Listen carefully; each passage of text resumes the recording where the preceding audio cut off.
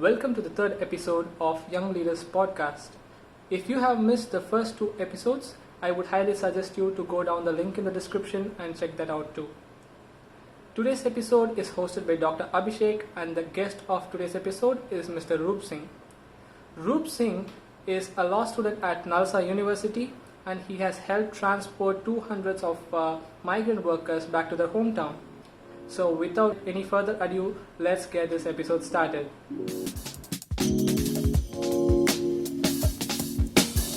Hello, audience, and welcome to the third episode of Young Leaders Podcast. Today, I'm really excited and to have on the podcast my good friend Roop Singh from Hyderabad. From Bangalore, actually, currently in the lockdown. So, a word of introduction about Roop. So, Roop's a law student. He's a fourth-year law student from NALSAR University in Hyderabad. And so the reason I wanted Roop Singh on the podcast is that he has an incredible story to tell. I heard him describe parts of the story about a few weeks back, where he discusses what his efforts and the efforts of other such incredible people with respect to the migrant workers and the crisis that they have faced during the COVID lockdown. And so we have planned an exciting conversation ahead. For a note for the audience, you can type in your questions on the chat or if you're watching on FB Live, you can type it in the comments. They will be compiled and sent to me, and I'll ask them during the end of the interview. So, shall we start, bro? Absolutely. I'm as excited as you all are. Yes. Yeah. Oh, wonderful. So we'll get right on into the issue, because this is a rather complicated issue and requires a lot of discussion. And I think there's no use beating about the bush about it. Before people who are not completely aware of it, we do know that there is the COVID lockdown happened, and there was a huge problem with the migrant workers, and they are majorly day wage laborers, aren't they? And so, could you tell us about what the migrant situation is, and kind of who are they, where do they come from, and what are the kind of issues that they face during the lockdown? Yes, Abhishek. So we must have all come across the newspaper cuttings and articles and everything all over social media, and all the publishing sites would have put up the sad stories about how as soon as the lockdown was imposed from the central government on March 23rd onwards, we saw within a week or so, we saw stories of how people who were scattered in various parts of the country, mainly the laborers, the daily wage workers, who the term has been coined as migrant workers because they don't belong to that particular state where they're working in. And the stories of these people willing to walk back to their home, since there is lockdown and there is no means of livelihood available for them, and because all the economic establishments were shut down. And at this point of time, all these people, because they thought they were helpless, and they were actually helpless at that point of time, without any governmental intervention or any sort, very lean sort of intervention, if I may say.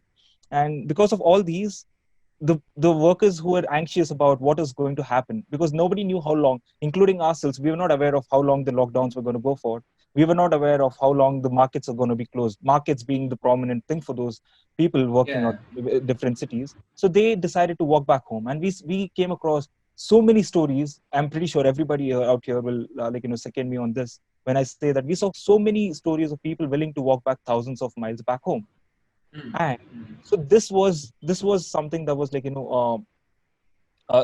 was hurting a lot of human conscience, but nobody was able to do anything at that point of time. This thing I'm speaking is in the beginning of April. So in between these 15 days, we saw a lot of stories come out.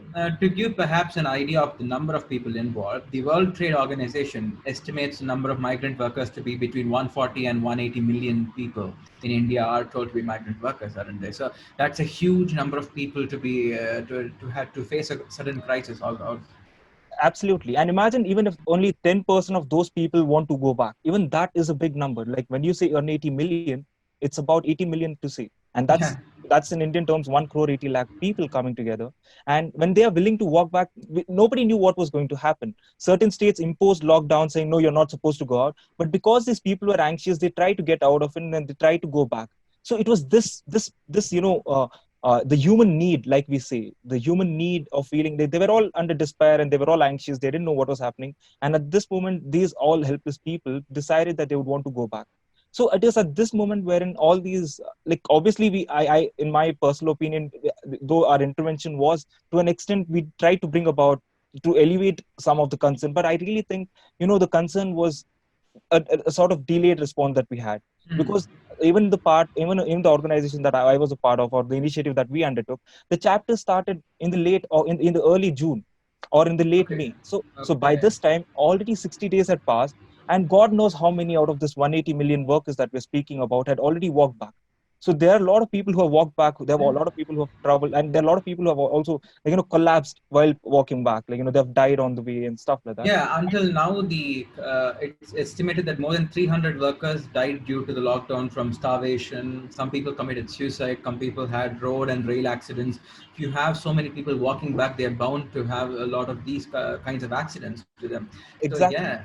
so yeah, And since we come in, since we are like in a tropical nation, we know how hard this summers are going to be, and because there was no sort of like means of transport and stuff like that, without any other economic establishments to provide them for food and water along the way, they were all obviously prone to diseases and prone to ill health, and ultimately they were prone to die. And it is at yeah. this point of time, Abhishek, that my university, that is NALSAR University of Law, Hyderabad, the alumni who had graduated from there all came And together. NALSA stands for? It's a national university, National Academy of Legal Sciences and Research. Okay, okay, okay, Yeah, okay, it's a okay, national university, okay, one of the national universities of the country. And since like we have been established since 1998 in Hyderabad, and okay, because we have had almost 15 batches of graduates, all these okay, people came together, and they okay. came. Yes, and this is how the whole my sort of um, like my sort of tiny bit of contribution that I was able to give came via this initiative, Abhishek. So without wasting much of the time, I would just like to jump into the, like, now having Oh, been. sure. Yeah, yeah. Let's get into it. So, Yes, please. so when did this form exactly? So, when was this formed? So I joined in the early August, in the early June, yeah, in the early June, in the Okay, month of early okay, June. But the conversation of bringing about this initiative, and this initiative is not just a part of like one or two people who came together, but it's more than 100 plus people. So we don't like okay, okay, I am, at least I'll be honest, I don't really know how it started and how it took place, because I joined in when okay. I figured out that there was a need, and wherein Yeah, okay, I could sort of contribute at that moment. okay, So if I were to say, we started off like the conversations, and the like collection of funds and gathering, like crowdsourcing, and all of these started in early May, at least, like not before that, I'm sure. And when we okay. started off in early May, so that is exactly where what I would want to say, Abhishek. So this being an initiative of more than 100 people, it was Hmm. like nobody, no one, like let alone myself, or nobody can really claim for the kind of job we have undertaken, because everybody has contributed in different ways, and some have contributed much more than what, like at least to an extent that I Yeah, can I'm think of. sure. I'm sure it's not a complete summary of all that. It's impossible because the number of people affected Exactly. and the number of people working for it were all together. So, what is it that you exactly started out by doing in the organization? Let's just talk about the activities you are involved in, so that we can paint a better picture. So, what did you start with? So, what was the problem you identified, and what was it that you started to do to have an impact immediately? Right. So like everybody else, I'm like most of the youth who are reading newspapers and who are seeing these sort of sad stories come out in social media. Like we were all wanting, we were all like had like I'm pretty sure most of us at least had this curiosity, or Yeah. this intensity to do something in order to contribute to this whole issue that has been taking place. Like it was sprawling right in front of our eyes, and we really thought we should be doing something. And my Yes. sort of intervention came when the group asked for volunteers to be on ground. When we initially started off with sending a flight from Bangalore to Chhattisgarh, Oh, let's talk Raipur. about the flight. I think I've read about that in the paper. So tell us about the flight. So where was So it yeah, from, and who were there on the flight actually? so we managed to send about 190 people back home, All migrant laborers and their families. all migrant laborers and their families, from all most, they didn't come from one particular source, or they didn't come from one particular district. They came from almost all districts of Karnataka. We Okay. tried to bring them all via road transport to Bangalore, and from Okay. here we had already booked a flight. I guess that was an Indigo flight. We booked a flight, Okay. and then we sent them back home from Bangalore. Bangalore to Raipur. That is Oh, Chhattisgarh. Okay, so all these were from Chhattisgarh, and you collated all of Yes, them in one yes, place and yes, sent them. Okay, yes. okay. And So this was why the flight was chosen as the mode? so at that point of time, we had our other sister institution, National Law School of India, Bangalore, undertaking similar kind of task. Oh, And okay, yeah, okay, so they had they like we kind of we did our own evaluation, and we sort of borrowed the idea, because they have also they had undertaken all these the cost and benefit wala, okay. The equation, and then cost analysis the of all cost, the yeah, measures that the came. analysis, Yeah, absolutely. And then when after having analyzed, so they understood that sending people from Bangalore to Chhattisgarh, that's almost about 2,000 kilometers away. yeah, Will yeah. We will have the number of buses that would be required to send about 190 people back home, and the kind Okay. of food, like we couldn't just say ki, yeah, we're giving you transport and therefore you're free to go. We also had to Yeah. be humane enough to understand that they would be And hungry, food and for like them. food Yeah, for them, and all yeah. intermittent resting breaks and all of these. So while bringing all these cost and expenditure analysis together, we figured out that flight was the easiest means of transport. And also I really think the decision making skewed too much towards flight, because when we were sending about 180 people back home, there were at least 3 or 4 ladies who were pregnant, and they were Oh, okay, okay. into their second trimester, if I'm not wrong, Yeah, second right? trimester. Yeah, Yeah, yeah, right. yeah. Yeah, so Then it's still safe to fly by second trimester. Yeah, yeah, yeah. I mean, the road transports are obviously going to be much more cumbersome than what we would have otherwise imagined. And Okay. even on the cost and cost the analysis, this it was quite clear that we would be spending almost as much we would be spending on the road transport. And since trains were not allowed at that point of time, this was in early June. Since the Okay. trains were still slowly opening up, and there was no time for us to book tickets for 180 people in Shramik trains, we decided that since we have already started crowdsourcing, and we had enough this constituted about 25% of a total budget, if I'm not wrong. Oh, and okay, okay, and okay. that's actually where I got into in getting involved in all this work. So how did you find these people now? So how did you find these people? How did you track them? How did you bring them to Bangalore airport? Yeah. Yeah, so this was the flight thing. We were almost about 80 people working on this together. Our Oh, wow. seniors, Okay. yes, Okay. and us, like, we're all from different parts of the country, of course. Like, nobody is staying in Bangalore, not just in Bangalore, and everybody came together. The list were usually procured by other sister institutions. There were a lot of groundwork NGO institutions who were working, and Okay. they were compiling lists to ensure that these people at least get on the Shramik trains, or get some form of help through private aids or something of that sort. And it is at Yeah. that point we were also one of these organizations that were willing to do something a bit that could enhance, elevate the situation that was in front of us. And the list, Okay. somehow we managed to get a list of 190 people. We actually got a list of 200 people, but most of them, they were not still sure, and finally we were able to send about 184 to 190 people. Okay. And the list, we got the list together. We made calls to them. We inquired if they were willing to go. Okay. We had various sort of requirements that were to be fulfilled by the government, as well as our own, for our own paperwork. We did all of that. These 80 people were constantly involved, using all means of network, like all sorts of internet accessibility that we could Okay. get involved Okay. in. And we slowly Now, how came many up. days did it take from deciding to let's send them by flight to actually sending them by flight? How many days did it take?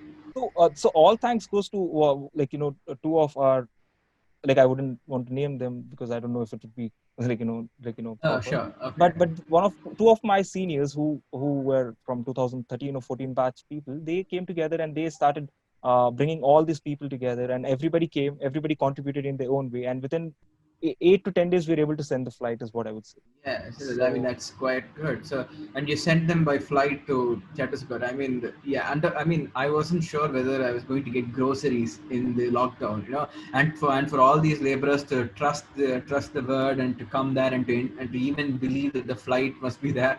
I think that must have been some experience to talk to them, to make them trust you, and then to get them there. actually, that was quite a hard task, to be honest, because, like, these people, Okay. we need to understand, the migrant workers these were all first time, they were entering the airport, and like they were traveling on by air means for the first time. So they were Yeah. obviously, and that too, traveling in these times when they were already anxious, and they were already, so, like, going through myriad forms of mixed emotions. It was like, Yeah. we should really commend the people for their, having faith in us, and having the courage to say, ki, whatever happens, we are going to take this risk. you know, Yeah. like even Yeah. coming few people wanting to come from Hosur, or like that's in part of Tamil Nadu, though close to Yeah. Bangalore, and Yeah. like places like North Karnataka and all these places which are almost like a 5 to 6 hour journey on road, and they decided to take that journey overnight, came here in the morning, reached the airport, and like I really commend the people, like, we did It just was a bet. it is an element of trust, and I also think it's an element of how desperate they must have been for some help Exactly, in this time. Yeah, exactly. and that kind of tells you it is quite difficult, and it is quite amazing that you guys were able to put up the flight and send them there. I mean, I'm sure getting them to board a flight the first time would have been quite an experience for everyone involved, including you and them. And yeah, go on. Yeah. Yeah, it was a learning experience, Abhishek. It was beautiful to see, the solid sense of solidarity those people had amongst themselves. So Oh, okay. despite they coming from various groups, they already had sort of group formation. Since they Oh, came from okay. a similar district, they didn't want to leave even one fellow behind, and that shows you, that's what Indian society is made of. We trust each other. We come together when at the time of need, and that there was a lot of learning that took place. I must say it was a beautiful learning curve that way. But the main thing is like being able to commend those people, like, it was not us, like, honestly, it was not us. It was them who were able to trust us. It was them who were like, they were able to say, "Ki, yes, we are going to risk everything that we have. We are ready to let go of our present life, like, present places where we're living. We're ready to let go of everything just so that we are able to reach our home safely." and Yeah. and they having trusted us, it was really a nice experience, I must say. Absolutely. And this took place, when was it? I remember reading about it in the newspaper about This was migrant on workers June sent by 5th, flight. Abhishek. This was June on 5th. June 5th. Yeah, Okay, so this is already about 2 months after the lockdown had been imposed, exactly. and so for these people had struggled for 2 months to live basically, because I think the house owners turned them out because of a lack of rent and things like that. Yeah. So following this, what else? And because you said this was about 25% of your budget, so how was the other parts of your budget allocated to? What else did you do for the migrant workers through the So organization? so the organization, like, once we were done with the flight, we decided that, there were a lot of other people who were actually in much more desperate need of help, and then we Okay. thought, Like, we thought yeah.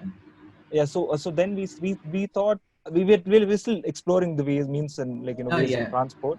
And Okay. we decided that, undertaking flight was like, because not many were traveling from the south part to north, at least at that point.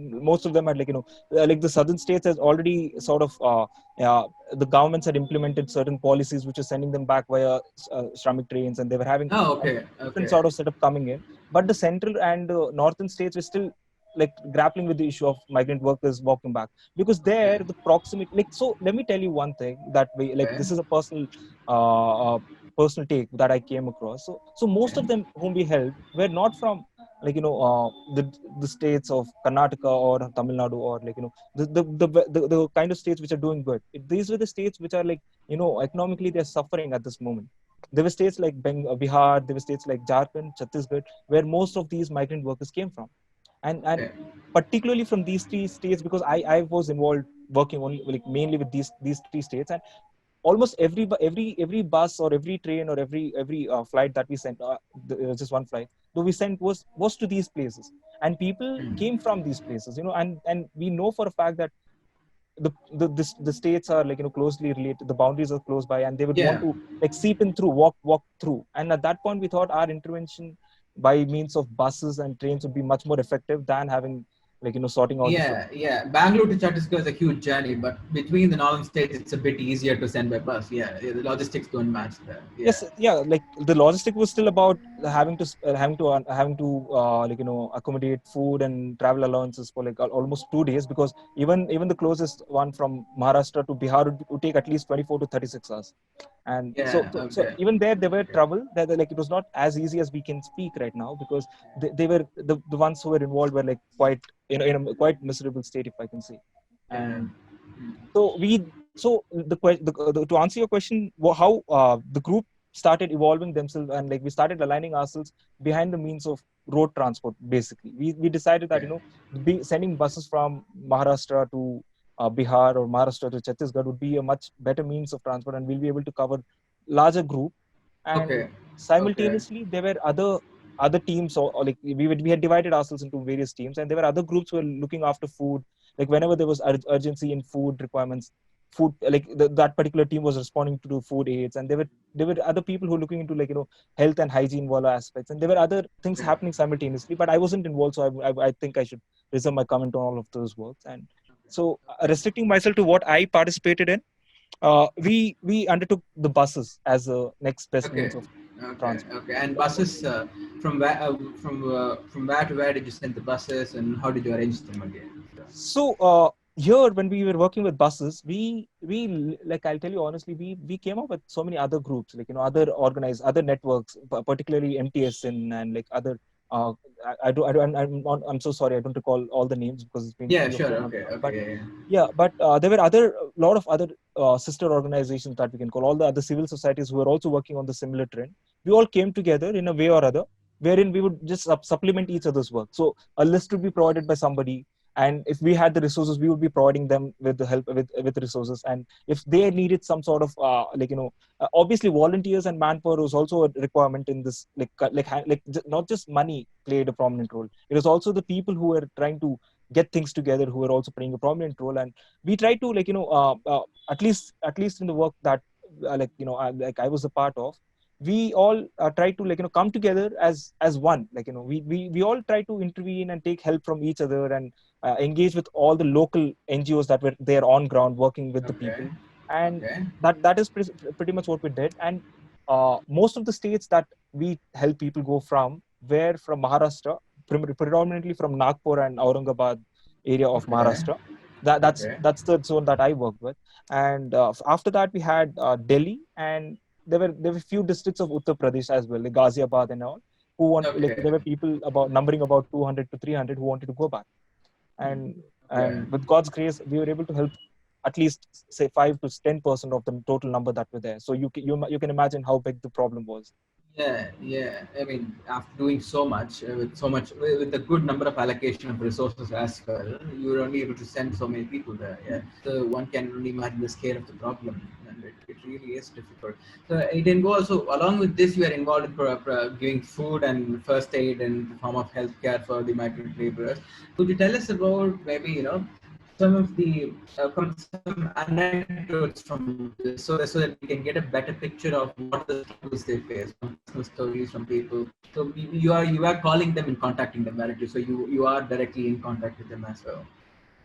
So we had a spectacular team, I must say, like the ones who took care of the calling aspect. Like, so Okay. most of them Okay. were from law school. Like, they were not, like, most of them were presently current students, my seniors and my juniors, who were deeply involved in the cause. Like, like I'll be honest out there. Like, I didn't really make a lot of calls because I was involved in other kind of work. But they were a spectacular team of about 45, 50, 60 people who were so engaged, and who were so concerned. They like, I mean, they were so concerned at that point of time. Like, people still come back to us saying, hey, listen, the person whom we helped back then wants some help, some more help right now. So So they have even been. after they reach their place, they are calling you back to Yeah, say yeah. that we still need your help. Okay.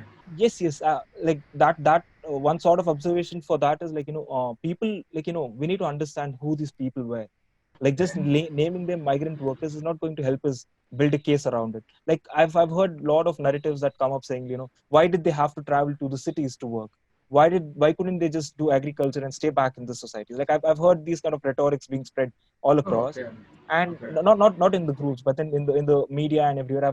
We are coming across these rhetoric saying, Okay. but then I think that's a flawed rhetoric, to be honest.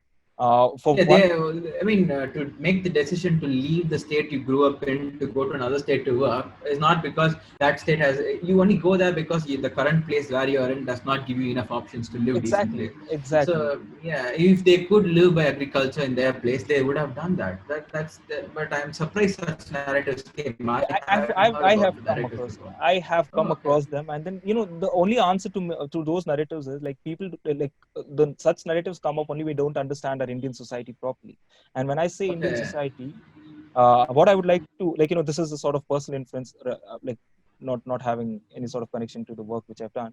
The sort of influence that I came across was that, the people who these migrant workers were came from, but, like, most of them, majority of them came from, the minority communities of a country, particularly Okay. from majority of like most of them were either from Muslim community, or they were from Dalit community.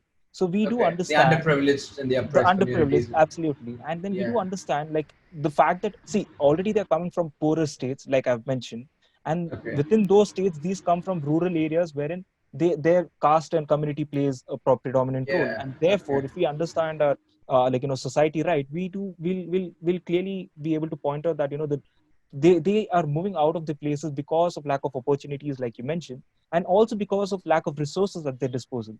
So they don't own the kind of properties or kind of lands that is required to sustain, Yeah, and I'm that is the shocked and kind. amazed that people do make such horrible kind of narratives because, yeah, you when you are from an underprivileged, back socioeconomically underprivileged, already from a state that is not doing well, you don't have much options or resources for you to do well in the state that you're in. So that's why you decide to migrate thousands of miles to go to another state and even set up a livelihood. But yeah, a lockdown like this does affect them, despite their number being so high, like about 140 to 180 million, as the World Trade Organization says. And this is just the number of laborers. So you can imagine they have families with them, little children with them, and so on.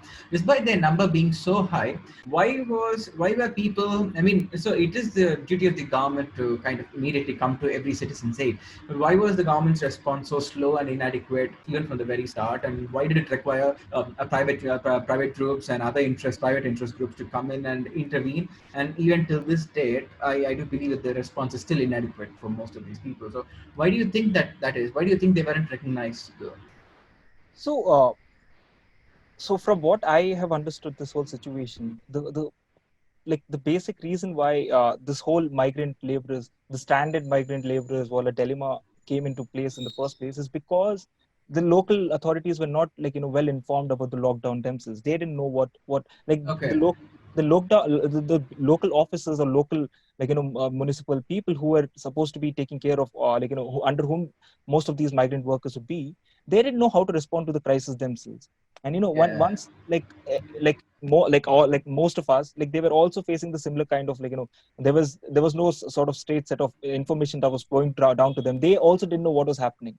So Absolutely. one Yeah. sort of one way that I really think would have helped ease the situation for migrant workers as well as resolve the whole issue altogether was by like active intervention from the local authorities. If at all they were able to not like I'm not saying intervention in the sense of provide them with all the mode of transport, provide them with opportunities that are there, because we know the government is also functioning with very limited resources. So Yeah. like forcing them to do such thing in these kind of times it's not prudent on our part either. So rather than being such taking it down to such radical extent, we could, what I really felt, the what could have been done better, and what the government failed to do, was ensure that there is a proper flow of information. If only the Okay. migrant workers were engaged on a personal level, wherein Okay. they were not treated like people not belonging to a particular state or district, rather than treating them like the people who though they helped build the societies and the cities that we are dwelling in, rather than treating them just like any a non-existent part of the society. If they had involved themselves into the conversation and told them ki, a sense of faith would have developed between the migrant workers and the authorities. And Yeah, I think only I also think that they only became a group as of the label of migrant workers, and the group think of them came only because they have shared this exact same troubles owing to the lockdown. Before that, they weren't really a group. Say, other than the fact that other than the demographic fact that they left their state to work, there wasn't anything that kind of united them in any way. So that's a very weak label to put on a group to begin with. Maybe it had to take a COVID crisis to kind of show it. But again, when I was listening to you talk before, and that's from where I had definitely had the idea that I should do a conversation with you. You were talking about, in some ways, the futility of sending some of them at least back to their homes, because sending them back home would mean that yes, they are back home now, but they left their homes because of a lack of opportunities and to make their livelihood. And sending them back home can erase the fact that they don't have a shelter in their place, but that does not solve any much of their problems really, because they still have their livelihoods, their economic impact, and means to take care of a family and so on, still not figured out yet. So Can you expand on that a bit more? I think in the previous talk we didn't listen to a lot. I didn't listen to a lot of Absolutely. that. Yeah, Yeah. no problem, Abhishek. Absolutely. So that was a point I've been making to all the people that I've been speaking about this issue is like, Okay. this sort of thought, like, like, so in the beginning, I was also like enthusiastic about my whole lot, wherein we were really happy about being able to do something to send them back home. But since I told you, like, our intervention sort of started in the last weeks of May, and it sort of like, continued throughout the June, July, and then we ended up in the last week of July is what I remember, right? Okay. Right. Okay. So this being the timeline, we need to understand that the lockdown were imposed in the month of March, right? And then Yeah. Yeah. Third week of March. Yeah. yeah, Yeah. and already there had been like what 2 months of lapse that was on our part, that was on our Okay. society, like, that was on the governmental part and most of other people involved. Like, like, at this point of time, the thing was the lockdown had started easing down. Like most of the Oh, okay. cities had started Okay. opening up, right? Like the Okay. economy was opening up. And since I mentioned that, like basic understanding of these migrant labors rather than just in like, grouping them, is that they don't have resources from the fact that they're coming to the different society cities is because Yeah. they don't have resources back at the home. It is bound that, maybe not for months, maybe not maybe not in like about 6 months or 7 months, but they're bound to come back to the cities because that is where their livelihood is. And Yeah. it, like, Yeah. even if we say ki most of them are being disheartened by the society cities because we failed to take care of them when they were absolutely it was absolutely needed. When we as a city as people dwelling in cities, when we fail to recognize their plight and when we fail to address their grievances, I think yes, there will be a portion of people who will be disillusioned by coming back, like, from the idea of coming back, but the majority don't have that option. The Yeah. They have disillusionment to is, come back yeah, for any gainful employment, so they have to come back to cities. absolutely. So Yeah. disillusionment of the cities is prone to fade away as soon as the necessities of economy kick in. So when I say this is a Yeah. time. This was in the beginning of June, July. Like not in the beginning. It was in the beginning of July when I was like, guys, we have already, like, people have all started going back. Now what? The cities are opening, the lockdown has been eased, Okay. the economy is opening, so they are prone to come back. They're Yeah. prone to come back, and my personal thought was like, I was really skeptic, and I was questioning myself of how this whole thing is going to turn out to be. Like, will are we doing good to the people by sending them back home, or are we, like, sort of though we are immediately addressing their concerns right now, are we adding on to their, like, troubles? Like recently, Yeah, yeah. yeah. I mean, in a way, as I said, in Tamil Nadu, that's where I am in. The buses have not yet started functioning. They are planned to start functioning soon, which means that even if they go back to their places, if they want to come back to the cities for employment, they might be unable to come back even because of the lockdown and so on. Yes, Abhishek. So that's the point I was trying to, like, come across, and Oh, okay, that I think that point was well taken by the group that we were involved in. So okay, after a point of time, we as a group started moving away from, like, transport, and we started investing ourselves into, like, we obviously had limited resources left at our disposal right now, and okay. since, like, sending any bus from Maharashtra to Nagpur would have costed us about 60,000 to 80,000, and and Okay, and that would be the cost of any no, sorry, 1,60,000 to 1,80,000, if I'm getting the okay, figures right. okay. Yeah, Some, yeah, yeah. yeah, because I thought 80,000 sounded a bit low. Yeah, go on. Yeah, yeah, because we had, like, there was this food necessities and, like, paying for the yeah. drivers and all these, and those all things are happening. So it was about one lakh 50 80, something of that sort. Please don't take me Okay. seriously on the numbers, Oh, because sure, I sure, didn't, sure, because sure. I didn't really participate with that aspect, because it was my seniors who were taking care of those, so they know, Finances, they yeah. have a better understanding Yeah. of finances.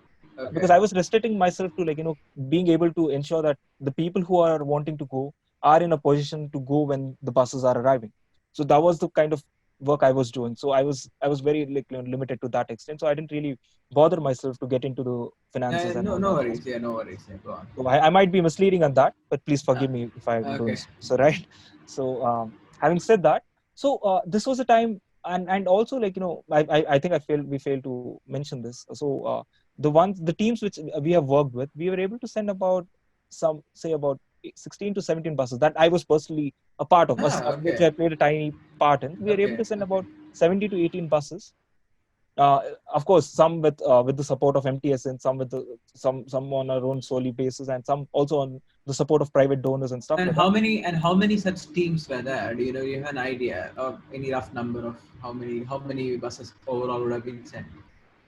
See, if we include all of these, it would we would I'm sure we would, like, as a team that we are involved, like be it at personal level or at a group level, we would like able to send about, say, 25 buses each, about 40 people Each. Oh, approximately. okay, okay, So, wow, okay, so yeah. So that's quite a good number. Yeah. so yeah, I think we were able to do that much. But then, like, restricting to my own facts, like we were able to send about 16 to 17 buses, and not in 1 week we had developed such ace. Like, that was a happy part about our own initiative, that at least the buses which like our team was involved in, we were able to send about 6 buses in a week, Oh, which wow. which Okay. which which Yeah. became like in the when we started off with getting the list, and verifying the list and getting the Aadhaar numbers and all the basic requirements that were to be done, getting the permissions, arranging for a bus, arranging for the food facilities, and sending them back home.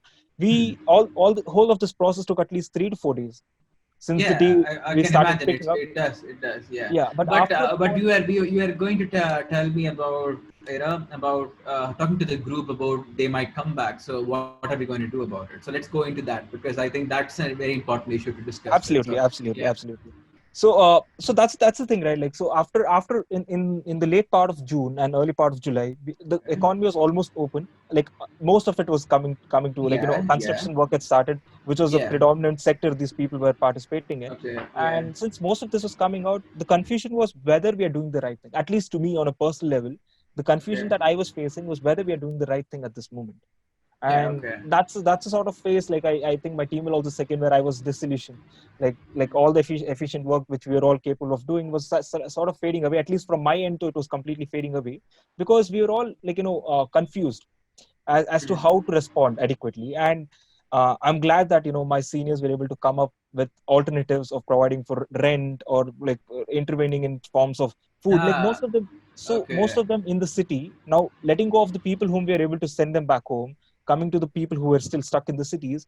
So and when we spoke to them on a personal level, we understood that the concerns for them leaving were not just now the uncertainty level had come down, the anxiety had come down, but now they were facing real problems. Till now, even the landlords were, like, by the grace of good Lord, they were like good people who were not, like, harassing the tenants for the rent and all these. Now the things had started changing. Hmm. They were hospitable for past 3 to 4 months, but now they had started, like, say, pressurizing these people now. But the condition of migrant workers was still the same. They're still Yeah, not they're many were not able to get really the work. employed, or not all of them are back into employment. Exactly. So so you were saying that people back, now that this lockdown is opening up, did people call you back from this people who have sent you asking for, like, is there a way back or something? Is that why you got disillusioned in the first place? To some extent. So I did have about 3 to 4 people from the groups which we sent. They were like, guys, listen, we have a family stuck in the village. We want to go back, but we are not willing to go back in this particular bus, because Okay. we might be called back to work. And they were such Oh, okay, and okay, this is a time wherein, it was already, like, this was in the last week of June. I remember exactly, when we were working with a particular bus from Nagpur to Darbhanga in Bihar.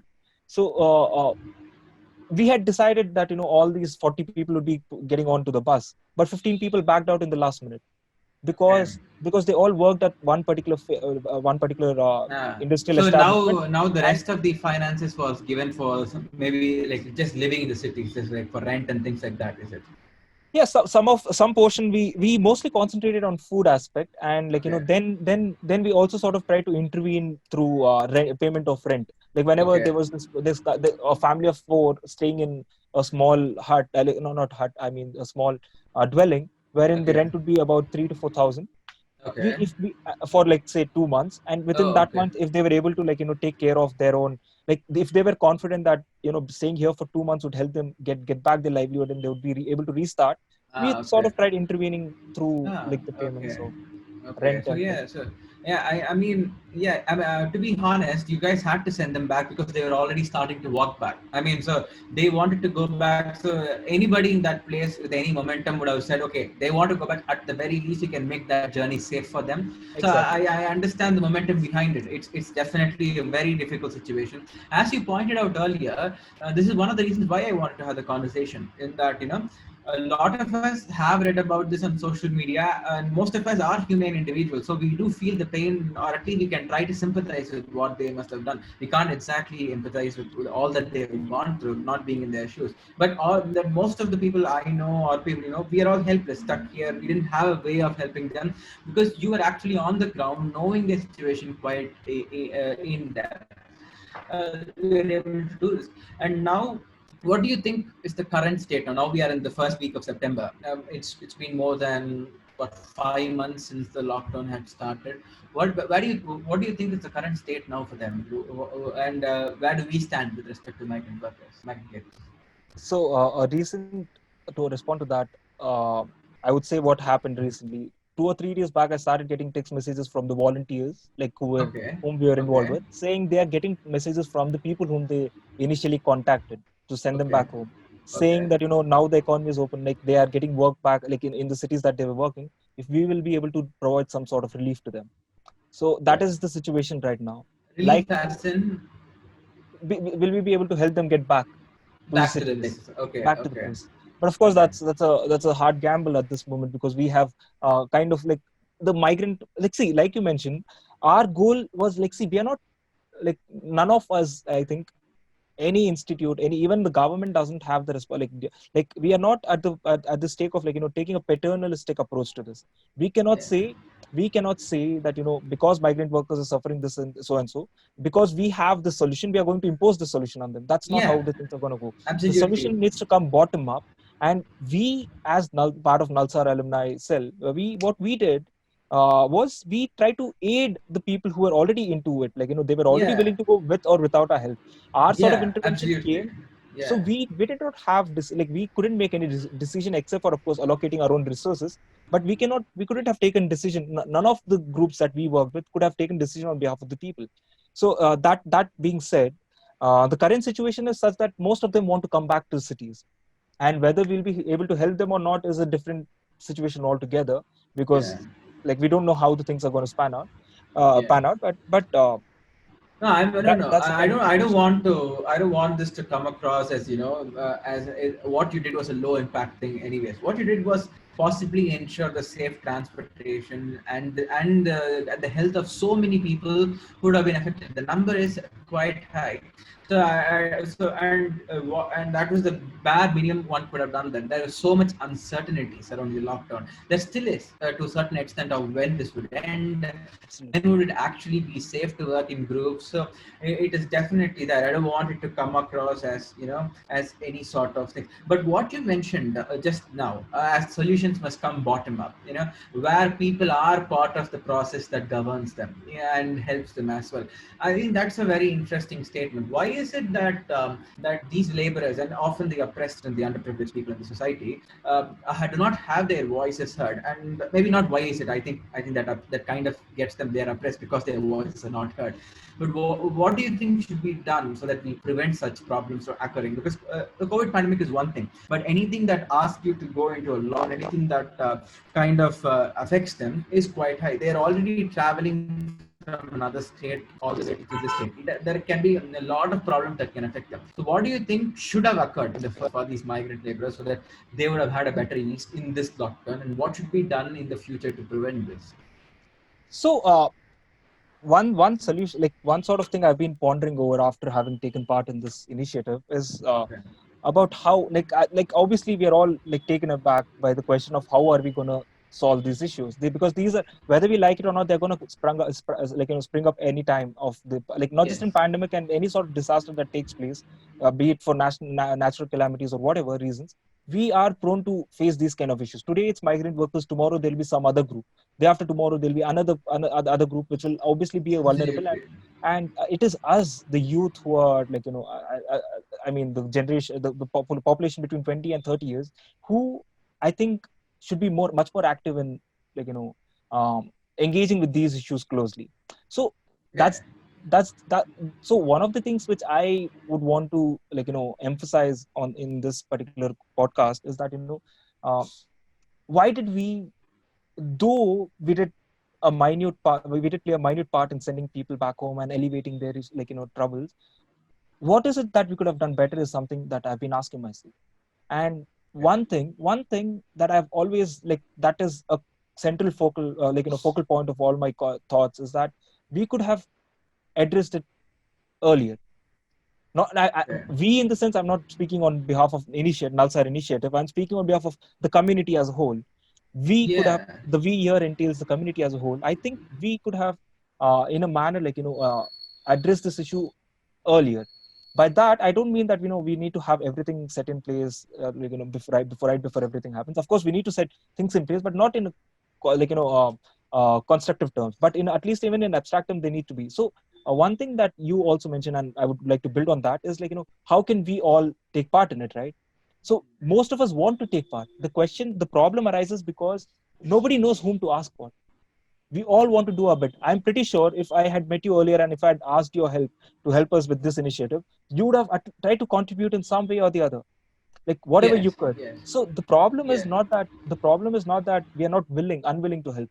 At least India being the youngest nation of the world, we here, and we live in a, no matter, we have our own problems of caste and communalism and all of these, but as a whole we are a community, the young community, wherein we will be willing to help others, but only when we are asked, right? Like any other society, we don't know Yeah. how to respond to a I situation think unless and until we're in asked. this thing, in this vein, we did have a conversation before that talked about this. That although all of us want to help, we are either unaware of how to form structures or how to be part of social structures that are already helping. And you credited, I think, you're at the NCC or the National Cadet Corps, to having this sense of of rushing into and before even if you're not called for it. And I think that speaks a lot. Let's say countries like Switzerland and South Korea, right? They have compulsory military service, and it's not military service as going to war. Military service, like, you learn aspects of the army, you learn, and you're employed within civil societies to serve them. That's what constitutes as military service. And I'm not definitely not here saying that India tries all its students, but I do think that in a certain way, the NCC, that when you are saying there about this, I mean, I should not talk about it because it's your experience. But what I felt was that's an incredible thing, because you immediately have an impulse to help, isn't it? Can you expand on that as well? So, that was, I think, in a personal conversation that we're having. I mentioned about Oh, NCC. yeah, yeah, Yeah, yeah. yeah, But I do think it kind of builds on what you're saying. Like, yeah, instead of absolutely. So, asking for help, you should spring for help. Yeah, yeah. yeah. So that's the thing, right? My kind of intervention came only when, when I knew that there was some work happening, but I was not directly involved in all the work that was happening. But Okay, as soon as there was this one message that one of my friends sent us asking if I would be willing to be on ground, because I stay in Bangalore, they asked me if I would be willing to be on ground on that day when the flight initiative was taking place. So as okay. soon as I was asked, I said yes, of course I would want to. And that, Yeah, without considering any sort of COVID troubles and all of these, I was able to do so. I think the only institution that requires a sort of tribute to is NCC. I've been a National Cadet Corps for, I was a part of NCC in my high school as well as in my pre-university, and okay. I have been a Republic Day parade cadet as well, which was like a sort of Okay, something which we do it okay, in NCC. And something that okay. I learned from there was being ready to spring into action. We are, I'm pretty sure it was not just me. If there are about 24 lakh cadets that are annually in and out of NCC, and Okay. I'm pretty sure anyone, if at all, the kind of opportunity which I was given to help, if anybody else were given, they would have also have happily grabbed it and sprung into action to help. And some, I'm pretty sure, would be able to help much better than what I was able to play. And this sort of thing, NCC as a whole comes together to aid youth into action. It is not wanting to instill anything but immediate action, a Makes goal you the youth oriented socially action. conscious. They make Yeah, more socially conscious of things. absolutely. Yeah. And they train us to think in terms of goal oriented action. We always want to work towards something bigger than what we ourselves are. And since it is a patriotic institution, we all tend to be more into understanding nationalistic institution and patriotic as well. So it was a sort of duty that I felt as a cadet to spring into action when I was asked for, and I really think that was what I wanted to say about NCC. I think you covered a good deal of the migrant situation. I mean, especially the parts that you worked on. I worked on kind of well. I hope so. I hope we haven't misrepresented, because this is a very complex situation, and the right answers to some problems take time as well. So at that time what seemed right or wrong is there, but what I wish that people who listen conversation takes away is that there is this immense complexity to a huge number of people who are affected because of this, and it is just incredible, and it requires us as youth, especially because that's one of the reasons we have the young leaders us, is that more and more people will turn out to be socially conscious, will turn out to just do action for others rather than be completely drawn inwards towards themselves alone. And I think this story, not just this story, but the entire case of migrant workers exhibits that there's an immense opportunity for leaders such as yourself to step in and kind of do a lot for this. And I really appreciate the comment. Just to Yeah, so I think we've kind of covered it. Is there more you would like to add to the conversation, or shall we jump into audience questions? I think there are a couple of Yeah, questions there, but right. we Before can, we yeah, jump go into the on. question, Abhishek, Okay, there's yeah, just yeah. one emphasis, like when you asked me to join you on this beautiful podcast, Okay, I had this one intention, the prime intention for okay, me to be a part of this podcast was to emphasize on this one point, okay, on okay. and see, I keep saying we were somewhere, though it was earliest action even before what the civil society action came. Uh, Okay. not if not timely, but it came little bit earlier than all the others that were possible at that point of time. Yeah, yeah, yeah. But that's the thing I would want to build on, why was this so? It was not that people didn't want to help, it was just that we didn't know where to ask for, whom to ask for. We everyone were Okay. involved in willing to help. And the key takeaway which I felt, which I learned throughout, was to engage in a conversation wherein we are all building networks, we're all building network, not just in the sense of networking, but we're building networks which will be which can be like which can immediately spring into action whenever there is a call for it. So it need Yeah, not be a nationwide network, it need not be a statewide network, even a basic city-wise network wherein we are all youth coming from different set of organizations, different ideologies altogether. But if we have something underlying, even before the pandemic hits you, or anything of that sort hits you, if we are able to have a sort of objective oriented networking wherein we can at least, as soon as something happens, we are able perhaps to. individuals trained in disaster management or individuals trained in these kinds of things, if they are part of the group, they might be able to spring into action in an informed Exactly. manner, Yeah, isn't yeah. it? So see, Okay. if at all we at NALSAR or any civil body had some sort of work happening in taking part in some kind of work which was involved with migrant workers, I think they were in a better position to engage with on a grassroots level to all the peoples. They were able to ask for help as soon as the thing was in the trouble started evolving. So I think that's the key point. Like we all should come together to build a network of sorts wherein we can all as soon as there is some sort of trouble that takes place, we pool all our resources together and we spring into action in a timely manner, or even better, even before something that disastrous could take place. So that's the Yeah, thing I would want to say. yeah. I think that point has been conveyed by you very well, because at the least, only when we recognize the need do we even form anything. And what this episode of Time in History shows us is that we are facing complex problems for which perhaps no individual has answers for, but that do require so much of help. And if we have opportunities to help, we should. And I think the first question from the audience kind of builds into this very easily. It's a two-part question. Apart from migrant workers, where there was an opportunity that came across for other people to help others, but weren't because you had a lack of time or manpower. Is that was that the case there? Can you please repeat the question for me, Oh, Abhishek? sorry. Let me phrase it a bit better. So, apart from the migrant workers, were there other people who were facing this the pandemic and the lockdown, and that you were aware of, but you couldn't allocate research because of limited time or manpower? Absolutely, absolutely. I did come across a few people, like especially students. Okay. This was way after our NALSA chapter had been closed. We got a list of Okay. students. Students were stuck in Nagpur. I guess they were stuck in Nagpur, and they had to go to Sitamarhi district of Bihar, because this was one group which I was involved with, Okay. and there were about 50 to 60 students, and they were not migrant workers. And since we had already Yeah. allocated all our resources towards migrant workers, we were not really able to help these students. So the help came from different routes. Luckily, it did come not so much in timely manner, but it did come from other places. But from the migrant network side, I don't think we were able to do much of. Yeah, so there are a lot more demographics for affect this. I think Yeah, yes, yeah. there needs to be a more better understanding.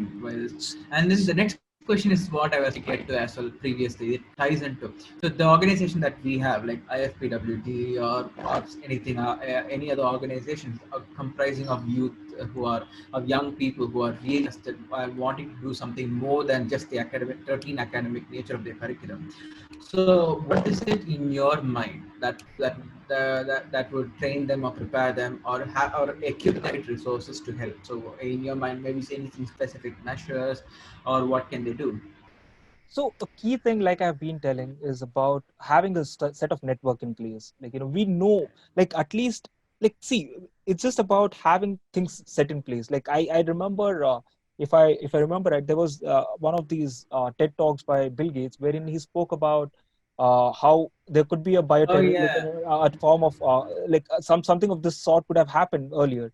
And though I there think was he this, spoke it immediately after the Ebola pandemic. He was saying, imagine if I guess, Ebola yeah. could spread respiratory transmission. Yes, yes, I Exactly, remember that one. exactly. And Yeah. when a person did mention all of it, we didn't really take proper precautions. And even at this point of time, that's something I would want to say. Taking precautions, not like so. I don't have anything constructive, suggestions to make to this question. What I would want to say, it's quite in abstract terms, but I think having a sort of network wherein Okay. people from all walks of life could be engaged in together. So if we are able to build a network which need not be actively working. We are not talking of active NGOs here. We're not talking of active organizations. We are not talking of anything active.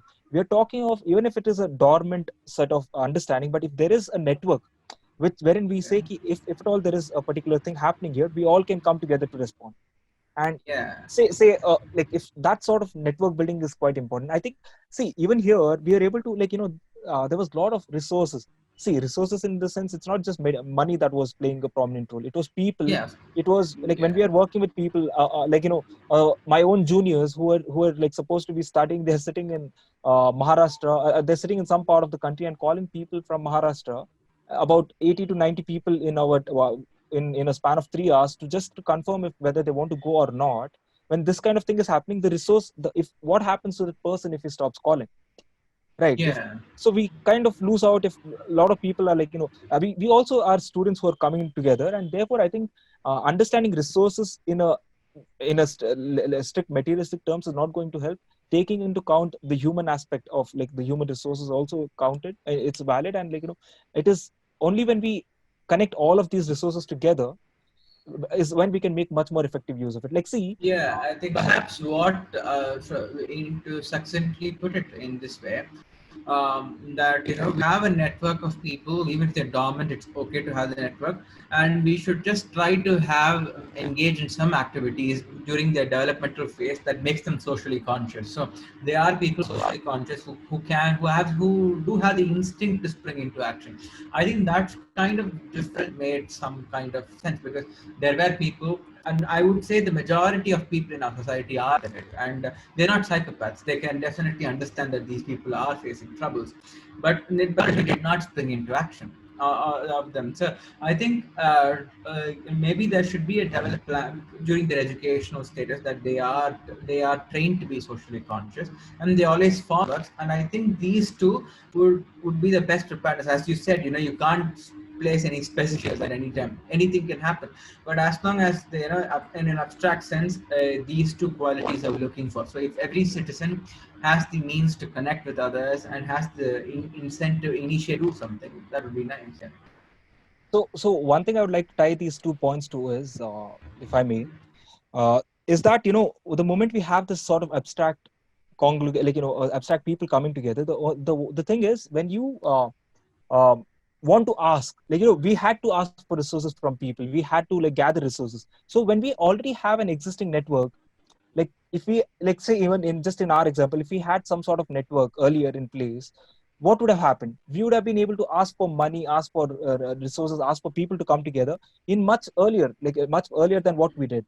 And this could have cut short on the time, and this could have already have, the thing is, when we are looking into these kind of aspects, wherein we are trying to address a particular concern, we need to understand that there is a lot of asking to do, and a lot of asking can Yeah. happen only when a person who's asking knows what he's asking for.